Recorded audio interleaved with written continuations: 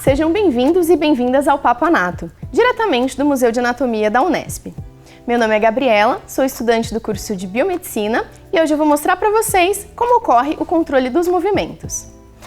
A capacidade que nós temos de nos movimentar, seja falar, acenar, dançar ou pular, é chamada de coordenação motora.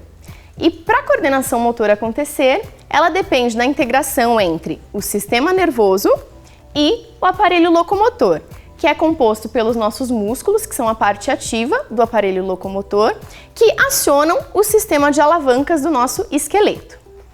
Então, quando pensamos em realizar um movimento voluntário, isto é, um momento que nós queremos fazer, primeiro é preciso que a gente tome a decisão de fazê-lo. E essa parte da decisão é tomada aqui nessa região do sistema nervoso, que é chamada de córtex pré-frontal, que está aqui em verde. Depois que essa decisão é tomada, ela segue na forma de impulso nervoso para essa região em laranja, que é conhecida como área motora secundária. E é aqui que acontece o planejamento desse movimento. Então, toda vez que você decide se mexer, seu cérebro precisa pensar em quais músculos, em qual sequência e com qual força utilizar para realizá-lo. Depois daqui, essa informação segue então para essa área em azul, conhecida como giro pré-central, ou área motora primária. E a partir dela é disparado o comando para o seu corpo, que vai chegar até o seu músculo efetuador, que vai concretizar o movimento. Nesse caminho, do encéfalo até o músculo, essa informação ela vai primeiro precisar passar pela medula espinal, que é uma estrutura cilíndrica que fica dentro da nossa coluna vertebral.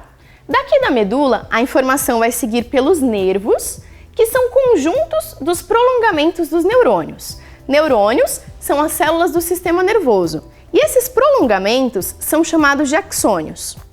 E esses axônios, se você observar bem, eles são recobertos por uma gordura, que está aqui em amarelo, que é conhecida como bainha de mielina, que é muito importante para a velocidade do nosso impulso nervoso. Embora o músculo seja a parte realmente efetora dos movimentos, sem o sistema nervoso, esse movimento não pode acontecer. Veja bem, esse caminho que nós fizemos agora, se nós tivermos qualquer tipo de prejuízo em qualquer uma das partes dele, o movimento pode não acontecer. Se houver, por exemplo, uma lesão na medula espinal, seja ela baixa ou alta, isso pode causar uma paralisia parcial ou total dos músculos.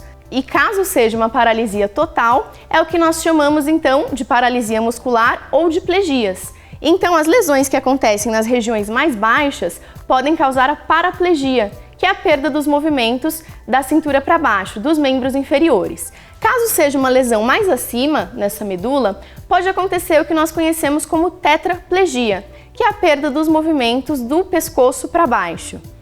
Inclusive, os outros componentes são igualmente importantes. A perda dessa estrutura aqui, dessa bainha de mielina que nós mencionamos, ela pode determinar o aparecimento de doenças muito sérias, como a esclerose lateral amiotrófica, que é a doença que acometeu Stephen Hawking, um importante cientista da nossa geração. Essa doença causa paralisia dos mais diversos músculos do corpo, incluindo os músculos da mastigação e da respiração, e pode levar à morte precoce. Considerando a importância desses componentes, é claro que a interação propriamente dita do sistema nervoso com o sistema muscular não podia ficar de fora. Esse ponto de encontro desse axônio com o músculo nós chamamos de junção neuromuscular. E as junções neuromusculares, elas compõem o que conhecemos como unidades motoras. E essas unidades motoras podem ser de dois tipos. Elas podem ter um axônio inervando várias células musculares, várias células de músculos, o que é muito comum para músculos grandes e que exigem força, como os músculos das pernas e dos braços. Ou ela pode ser do tipo onde você tem um axônio inervando poucas células musculares, o que é mais comum para músculos pequenos, onde nós não precisamos de força e sim de precisão, como os músculos dos dedos. E essa precisão, que nós conhecemos como coordenação motora fina, que permite que a gente faça tarefas específicas, como tocar um instrumento, desenhar ou escrever.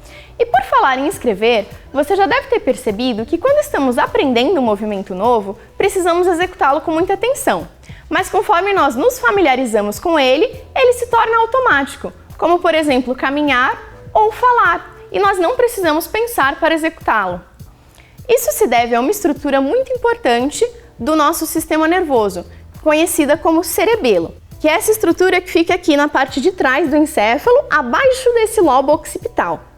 Então esse cerebelo, ele consegue fazer ajustes dos nossos movimentos. Então ele recebe informações do nosso corpo para poder fazer o movimento ficar mais perto daquele idealizado pelo nosso cérebro.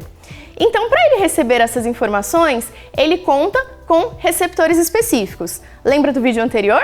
Então, nós temos também receptores específicos nos nossos músculos. Esses receptores são conhecidos como fusos neuromusculares e órgãos neurotendíneos, e eles estão o tempo todo enviando para o nosso sistema nervoso central informações sobre a frequência e a força de contração de cada um dos músculos para que seja feito esse ajuste. E, por falar em movimentos que você não precisa pensar para executar, você já ouviu falar em reflexos? Reflexos são movimentos que antes que você perceba o que está acontecendo, o movimento já foi feito. Eles costumam vir a partir da nossa medula, por exemplo. Então a informação nervosa ela vai chegar até a medula espinal e já vai voltar na forma de movimento. Um exemplo clássico disso é o reflexo de retirada quando tocamos em alguma coisa muito quente. Então, antes de você entender no que você tocou ou o que aconteceu, você já retirou o seu braço daquela situação perigosa. Essa correlação do sistema nervoso com o movimento, ela é tão importante que algumas substâncias que atuam diretamente no nosso sistema nervoso central também mudam a forma que nós nos movimentamos. Como, por exemplo, quando se ingere excesso de bebida alcoólica, que acontece então perda de equilíbrio e perda de coordenação motora, devido justamente à intoxicação do cerebelo. E agora, para fechar o vídeo de hoje, vou trazer uma informação muito bacana. Você sabia que os exercícios físicos, além de melhorar os nossos músculos, eles também ampliam a nossa capacidade de aprendizagem? Pois é, se exercitar faz bem para o corpo e para a mente. Então, que tal se mexer um pouquinho? E agora que você aprendeu um pouquinho sobre como ocorre o controle dos movimentos, fique ligado nos próximos vídeos do Paponato. Até a próxima!